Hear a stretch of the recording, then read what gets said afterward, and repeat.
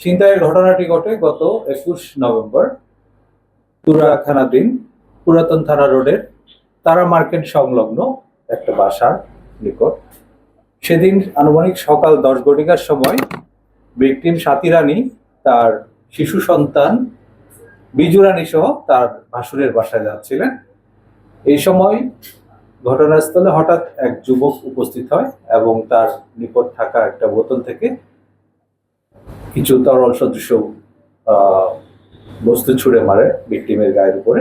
পরবর্তীতে জানা যায় সে প্রকৃতপক্ষে অ্যাসিড নিক্ষেপ করেছিল এবং অ্যাসিড নিক্ষেপের মাধ্যমে ভিকটিমকে অপ্রস্তুত অবস্থায় ফেলে ভিকটিমের গলায় থাকা 8 আনা ওজনের একটা স্বর্ণের চেইন ছিনতাই করে নিয়ে যায়।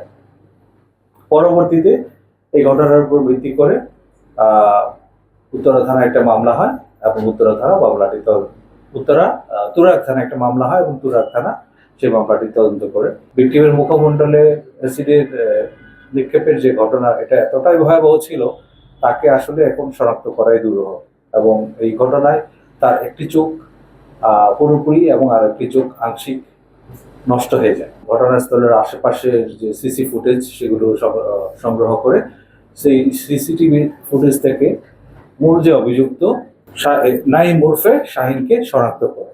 এই নাইম ওরফে বাবুকে গ্রেফতার করার জন্য তার গ্রামের বাড়ি ময়মনসিংহ এলাকার সদরের চর দুর্লভা এলাকায় অভিযান পরিচালনা করে।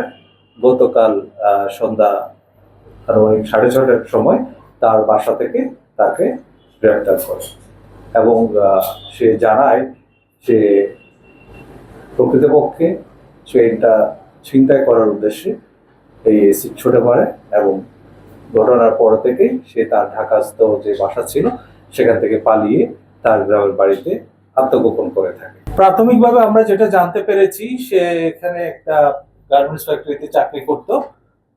20 দিন ধরে সে এখানে চাকরি করে। সে নিয়মিত আবার চাকরিতে যোগদানও করে নাই, কাজও করতো না। তো আমরা যেটা তার কাছ থেকে প্রাথমিক জিজ্ঞাসাবাদে জানতে পারি, সে মূলত অর্থের লোভে এই চেনটা ছিনতাই করে কিছু অর্থ উপার্জন পাবে সেই লোভেই এটা করেছিল। এখন তাকে জিজ্ঞাসাবাদ করে হয়তো আরো বিস্তারিত তথ্য পাওয়া যাবে। এখানে যে অ্যাসিড সে ব্যবহার করেছে সেই অ্যাসিডের সোর্সও প্রাথমিকভাবে আমরা জানতে পেরেছি।